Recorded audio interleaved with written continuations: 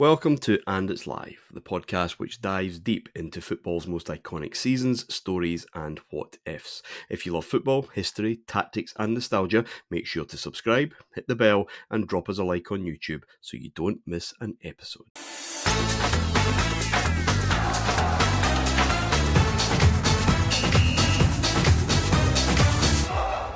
Hello, and welcome to definitely the final episode of the main event, our history of the Champions League from its inception up to La Décima in 2014. We thought it would be appropriate after 75 long episodes to just reflect on the changes that we have encountered and pieced together, some favourite moments, players, teams, etc. before putting this to bed for now until retirement when we do the Champions League 2014 to 2044, etc., etc. David is here.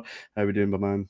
I'm good, thank you. Yes, I'm very proud of that body of work. I think it really did go into detail, and I don't honestly think there's anything else out there like it. So that's always very pleasing, and that it got such a warm response as well. And yeah, it's you learn a lot doing shows like this, because I think that your brain takes things in, and maybe over time that memory degenerates somewhat, and things you were sure of when you go through, you realize you maybe have picked up wrong or you misremembered. So it's actually a really illuminating process as well, and yeah, I enjoyed it.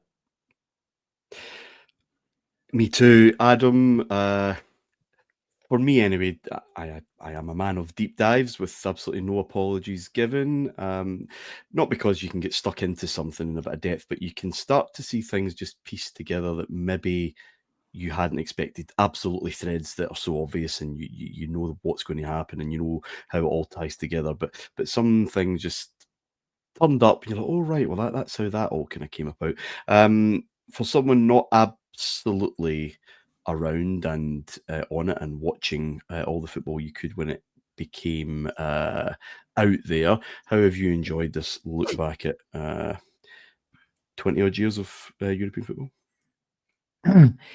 Yeah, I actually thought I would enjoy the later ones more, because in my head there was more tactical discussion to have, but it's absolutely not the case. The 90s ones, I was pleasantly surprised. Obviously, we know we've got great players in there.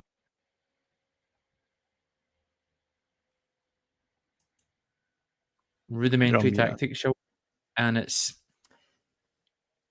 was a surprise, I guess. Obviously, you've got Cruyff and you've got Saki coming, and that sort of piece there is one thing, but all the little bits of nuance. Really enjoyed looking into Dynamo Kiev at that point with Shevchenko and Rebrov, and obviously Lobanovsky. What he did there was fascinating. I enjoyed going back and looking at Van Gaal's Ajax and how opposed that was to Cruyff's philosophy.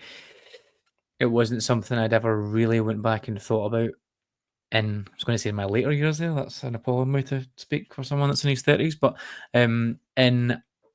with that sort of fresh pair of eyes, so all these preconceptions that you've got, if someone asked me about Cristiano Ronaldo, I'd be like, yeah, okay, I don't really need to think about that. I can just talk about it. But going back and looking at those players that I was 7, 8, 9, not really thinking about it with that analytical lens has been really cool. So I would say I knew I would enjoy the earlier years, but I didn't think there'd be much tactical chat to get my teeth into outside of the big couple that we just mentioned. But there was a lot of different layers, which was cool. David, it's a changed world from 1992 to where we've left it in 2014. What were the biggest changes, the biggest themes, threads that you felt were becoming apparent doing this show? Firstly, the marketing of football has changed so radically that it's almost unrecognizable in 2014 from what it was in 1992. And when you think about it, I mean, it's such a short period of time. It really went from 0 to 60 instantly. And once it started, it had a momentum of its own that really grew and grew and grew. Secondly, the way that football is consumed has changed radically with the birth of the growth of the internet, and accessibility and devices and whatnot, social media. All of these things have changed how football, the individualization of football. There were always, world-class, wonderful players that people looked up to, but the way that Ronaldo and Messi took this on and almost became icons and brands of their own, and that you did get an entire generation of kids who grew up who were a Ronaldo fan as opposed to maybe being a Manchester United or then a Real Madrid fan. They would follow him around to wherever he wanted to go. On the pitch, I'll leave Adam to discuss that in a bit more detail, but I think that you saw, certainly in terms of British clubs, I'll just come in from this point of view, maybe a growth in understanding of how to play it a little bit more. And I think one thing, Martyn, that really became clear throughout the entire process, that very few teams just go into this and take to it like a duck to water. There were growing pains for most sides. There were learning how to compete in it, and also then how to balance that with your domestic campaign. Because it was new, we had 6 matches. Goodness, there was group stages when we had 2 group stages, and you'd have 12 matches to play. And and it was about learning how to get through it. And then I think the other thing is the competition has changed the way that it. And this is a sad sign on it, that instead of teams going into it with dreams for a lot of countries, not just individual sides from those countries, but for a lot of countries, actually just getting there is really the achievement, because it's about finance. Realistically, you can't go much further. And maybe a negative effect of that is that if you started to get there regularly from a smaller country, then the money that team got really, really made the league a bit dysfunctional and made it much harder for any sides out with that to challenge. So that's why we seem to see a lot of teams from smaller countries who are in it maybe 4 or 5 years, and then finally they get knocked off their perch domestically, and then we see another side who comes in and do it. But the big boys pulled away further and further throughout it. And then lastly, I think it's not unfair to say that Real Madrid are the side that we most associate with the Champions League and the success within it. But in that first decade, they weren't. They absolutely were not. Adam, where we left off is elite European football, and let's just cut one word out of that: elite football. More tactically adept and developed and intelligent than where it was in that inception of the Champions League. Yes, for sure. Yeah, definitely. I would say that 22-year period, there was a lot there for sure. I think there's a case, and we've mentioned this a few times, I think there's a case that the 10-year period from 2014, or 11-year period from 2014 to now, probably sees just as much as those 2 decades in terms of evolution. In terms of some of the things that David spoke about, scouting.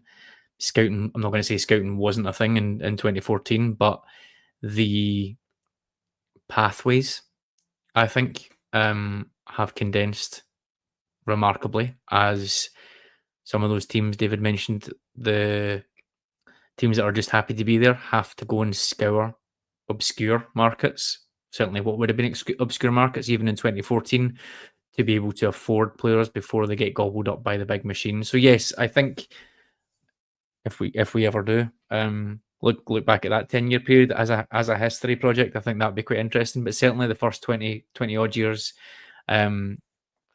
lots of change, like I said, I was really surprised about the first 10 years. Maybe it's because Real Madrid weren't really in it. I hadn't really thought about that before, but I was really surprised by the first 10 years in terms of the variance of everything. Then, for me, it's all a bit samey, I'm going to be honest, from 2000 up until Guardiola. It's all 4-2-3-1s, the death of the striker, everything that we spoke about in there. When the Champions League is kind of becoming that cultural juggernaut, at the point, I'm not sure there's really much in the way of evolution in terms of tactics, etc. It's all pretty bog standard until you get to that sort of point, 2008, 2009, 2010, where half spaces are coming in, inverted wingers and fullbacks are all starting to come to the fore. So yeah, it starts off, I think, at an advanced stage. I think it probably regresses back to something a little bit more simple, if I'm honest, and fitness becomes a big thing. We spoke about those kind of mid-noughties Mourinho and Benitez battles. They're not ones for the ages outside of the actual individual manager battles. And then it starts to get a bit fun again, I would say, towards the end of that decade. So yeah, there's a lot of change, but I think there's a bit of a cycle that it goes through, and it maybe goes back in itself and then comes out the other side. So yeah, no, it wasn't linear. Do you think, again, maybe the 5-10 years that we finished, that if you took a random sample of, I don't know, 8 knockout games, 10 group games, that they would look quite similar to one another, more similar than a random sample in the first 10 years? In other words, was there more variance when it was just opening up and then everything just getting more homogenized? And not to be all kind of open university and stroking my beard, but that's globalization, and that's kind of what we would expect in any kind of market when everything is funneled into the one thing. Everyone sees, well, that's the thing. Even if when there's a change, Adam, as you mentioned, well, everyone copies that change or tries to copy that change, and it's one system versus the same system, and it's the Spider-Man meme. And am I right there? Yeah, I think the cultural aspect of it tracks as well. We think about music, for example, how different that was in the 90s, and then early noughties, it tweaks a little bit, and then what pretty much from then onwards, as far as I'm concerned, there's not a huge amount of new stuff coming out that is different to that. It's as you said, you find something and someone basically copies it and copies it and copies it until everything is the same. I think that decade or so is true. Yeah, definitely. Sorry, David. No, I totally agree with you both, and I think that part of that, Martyn used the best word for it, which is that homogenous, and I think part of it was we are just coming out in the early 90s. It seems a long time ago, but we are just coming out of the end of the Iron Curtain, and we are coming out of a time where there wasn't really a lot of football on television, certainly not from other leagues. You really had to go looking for it. It's just starting then with Serie A. What I would say is, in the early years of the Champions League, I think you could identify teams from their leagues. There were styles of play that leagues had. Not everyone in it, of course, but I think overall they had a more defined and distinct characteristic than they do now. And that is exactly as you say, Martyn, because everyone can watch everyone else. We can see ideas that we maybe couldn't have before. The likes of, for example, Arrigo Sacchi's Milan and their pressing and the famous pressing game. Now, these days, imitators would spread up within a few months. That's what happened with Pep. But I don't recall, for example, in English football, suddenly everyone said, this is the way you need to play in the early 90s. That wouldn't happen now. But again, it's access, it's viewing. We are all much more aware of what's going on. And I think that this is where technology, politics, the outside world, if you like, influences football, because it's made these ideas much more mainstream. And I think that one of the prices we've paid for that is perhaps losing the identities of the leagues. And then, of course, the transfer market now is much more fluid even than it was then. And players move all around the world, all over Europe, which means that the idea of having a very specific style of football. Even though that can take years to shake off. Adam and I do an Italian football show, and people will still say to us, "Oh, I can't watch Italian football because it's very defensive." And we say, actually, the defending is absolutely terrible in Serie A these days, and goals are plenty. But that was a thing in the early 90s. I don't believe that it is anymore. And I don't think you will get that again, because I think football, and maybe you could argue that the tagline, the world's game, has never been more accurate, because, as I say, we are all aware of it now. Even now, when, for example, Chelsea have recently signed Esteval, the Brazilian. Before, there would have been such an air of mystery about that when we first started this show. That's not the case now. Within minutes, I had seen highlights and discussions and articles about him, and I knew almost instantly. And maybe it was inevitable, but the Champions League played a huge part, I think, in speeding that on. And as fans then, David, or both of you, we're far more informed now. Well, we think we're far more informed now. We have more information available to us now than we ever did. Because of this explosion of live football and analysis and discussion and endless noise.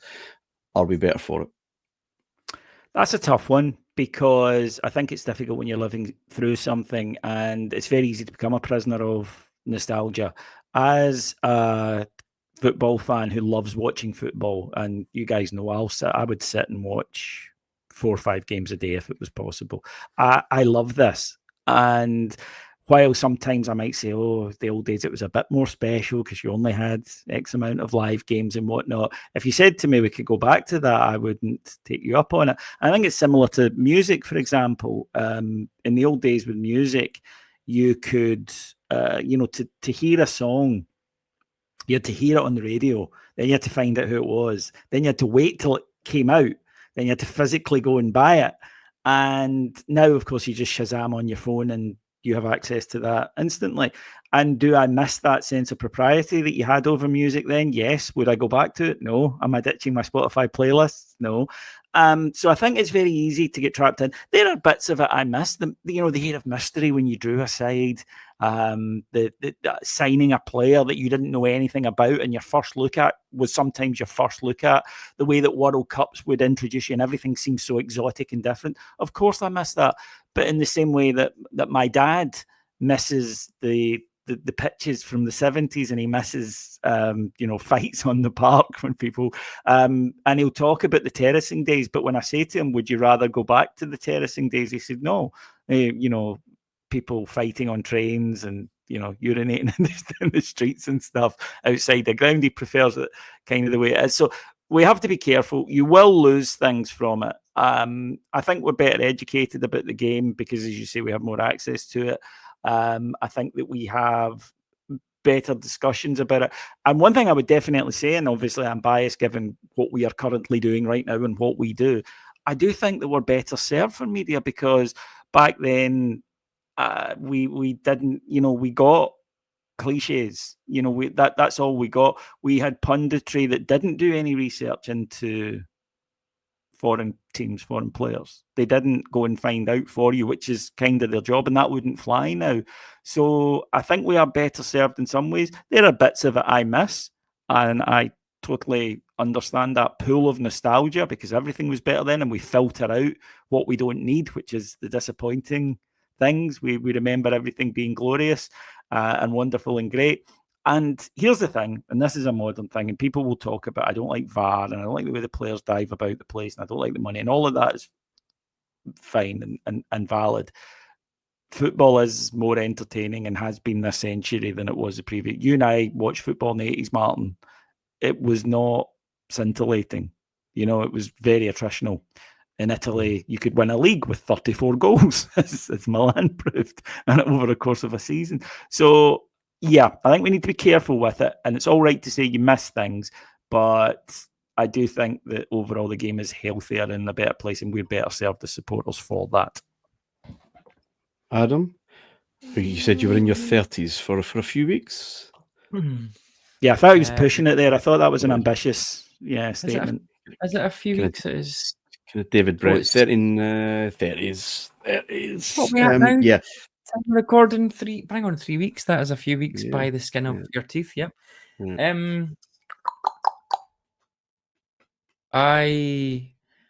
Yeah. Probably if I could pick and choose, I would pick bits of then and bits of now for sure. Mostly to do with ditching mobile phones, if I'm being honest. But that's maybe just a lifestyle thing rather than anything specifically to do with football. I miss savouring it. I think David mentioned something along those lines. I miss looking forward to a game in that way.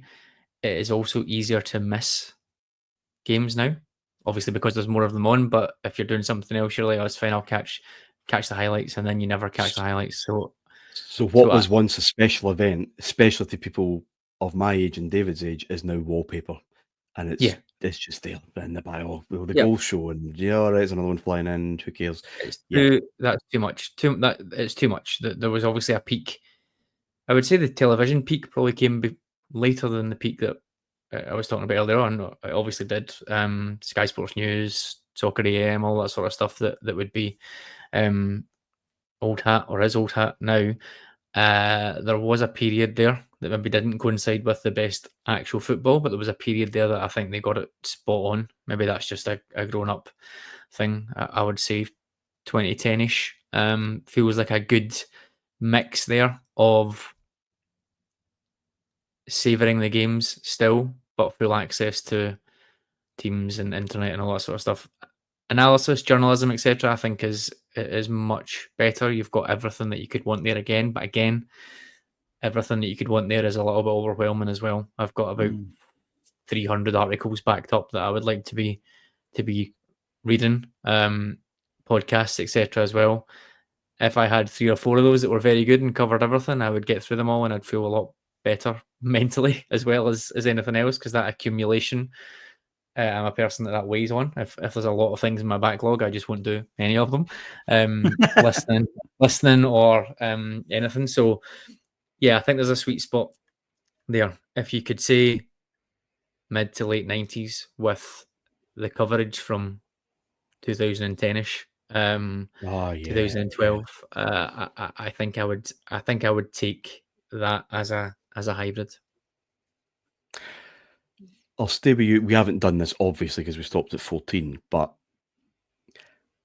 has the last decade changed anywhere near as much as 04 to 14, 94 to 04? Yeah, hugely. I think in terms of football itself, for sure, because you're still tactics are a big thing in 2012, 2013, 2014, but it's not everyone. It's not Bournemouth, for example, or your Brentfords.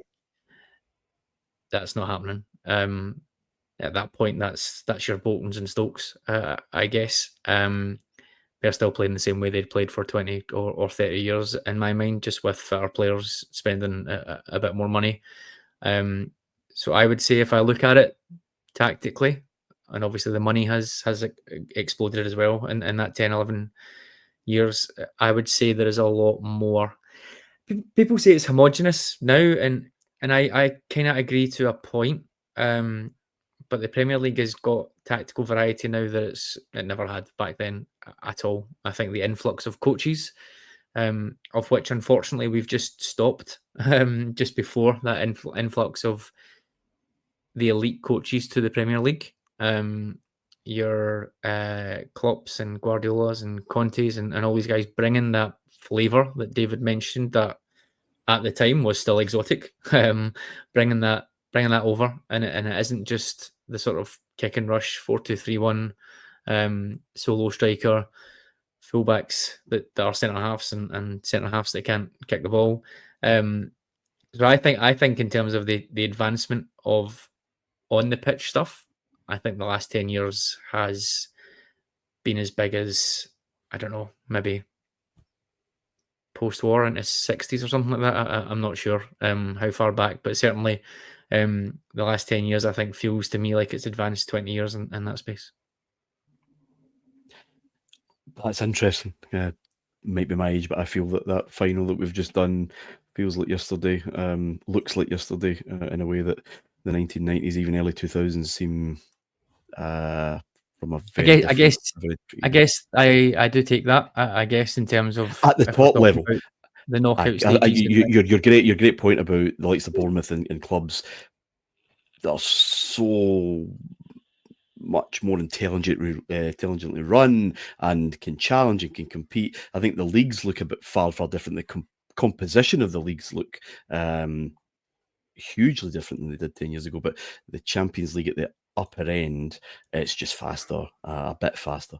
Anyway, do we have a favourite season, David? Oh, goodness. This is like when people ask me my favourite album and I come out with like 15 and promise them I'll narrow them down. I loved the 94-95 Ajax year.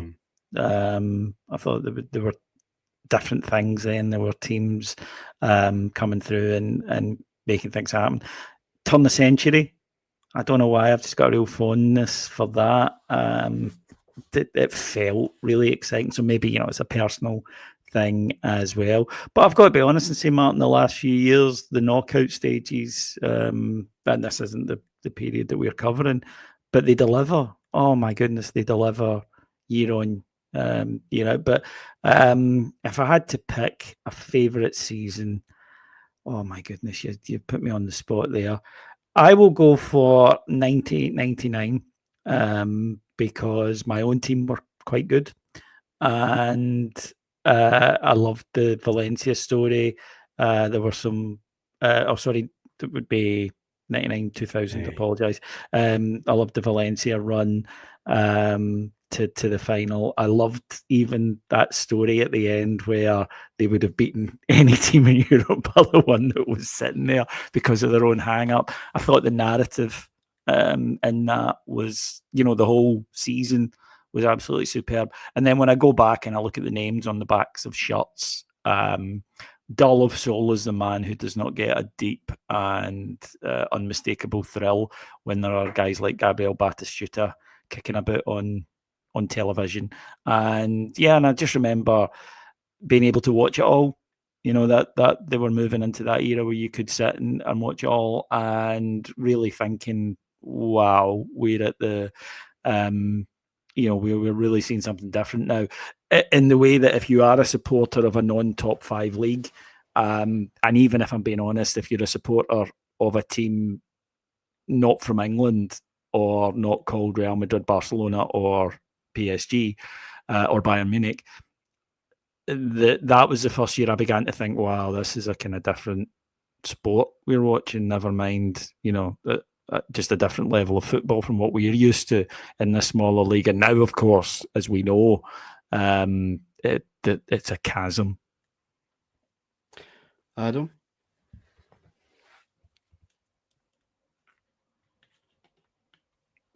I've not got a straight answer. You'll be stunned to hear. We'll give us a twisty one. Yeah. Do you know what's interesting? I can't believe I'm going to say this on the very last show. If we're talking about pure concentration of players and individual talent, I think it's 2002, 2003. To me, unfortunately, I'm not having that Champions League final in my best years. So I think so. The Ramsey all Italian finals. semi-finals: Milan, Maldini, Nesta, Seedorf, Pirlo, Shevchenko, Inzaghi, Buffon, Thuram, Nedved, Del Piero, Trezeguet. There's so much going on there in terms of players. However, for me, I've got two favourite teams, and it's not even close. I think throughout the time, Barcelona, 2008 to 2011, but specifically that 2010-2011 season, I think that is as close to perfection of what they were trying to do as there has ever been. We talk about good teams, we talk about teams that can go and do things again and again, but just in terms of this is what we're trying to do, and we executed that to an absolutely incredible art form, culminating in that Wembley game. So they had the perfect sign off of it as well. That one is up there, but it's kind of a team based one. But I would probably go back to 94-95 because it's got all of those things I mentioned in terms of high concentration of really, really good players. You've got the variety, I think, in terms of the different teams that you're coming up against. You've still got that surprise factor, like David mentioned too. But you've just got this team that for me just doesn't happen anymore, and didn't even really happen then, if we're being honest. And Ajax, who, I mean, that is the dream, I think, for every football fan. That is what you want I think that's probably what anybody wants their club to be, regardless of all the millions. But certainly for us as Rangers fans, or anyone who's listening who's been a champ manager player or a football manager player, and you go and you do something from nothing against big boys, and it's based on clever scouting from unfancied leagues, a youth academy that wasn't terrific before that. That's kind of where that was born, and just something perfect happens. So I think for all of that, in terms of how I like football, I appreciated the art form of the Barcelona team, but in terms of a thing that hits your heart, in terms of what you want things to do, I think it needs to be that Ajax team in 94-95, and therefore that season, for all these reasons. And the one what if, I guess, that always sticks out in my head, and we're doing a series on what ifs as well on the channel. The one what if for me is, what if that summer was not the Bosman summer? What if that doesn't happen? What if that team had appeared 3 years earlier, for example? Everyone the same age, everything else the same. What if they were going up against Cruyff in Barcelona or Saki in Milan? I like the fact that there was a new team every single year, but it kind of also meant that there was a new team every year, and it was difficult to build a rivalry, shall we say? Because it was so chaotic, because there was so many different teams coming in, it was all new for everyone. But yeah, if Bosman didn't happen that year, and better yet, or if Bosman did happen that year, but better yet, you could transport that team 2 or 3 years before, that start of the Champions League would have been even better than it was. So yeah, that'll be my answer. 94-95 for all of those reasons, plus a nice little what if in the middle. Yeah, I love that. And it's the nature of knockout football. It is what we lose, even in the current setup, is that genuine rivalry, title rivalry that we're used to in league formats. But we'll get there eventually. I would kind of copy both your answers, actually. 99-2000 was what I had in my head for a variety of reasons, and obviously mentioned this in the show. I have a lot of retrospective fondness for the second phase and the quality of those second phase groups and the games and the goals, and just giving us more when we had an appetite for more and are not now fat and we can't move for football, and they are sticking it in our mouth like Mr. Creosote in The Meaning of Life. Just a wafer thin mint. So, and Fiorentino, you mentioned Batistuta there, David. It was just great. That semi-final, I don't think is ever talked about enough, between Bayern Munich and Real Madrid, two of Adam's favourite teams. But there was heavyweights, and top quality heavyweights going absolutely at it. And there's a bit of needle, and we get that again. We had it before, we get it again, and it's I'm all for that.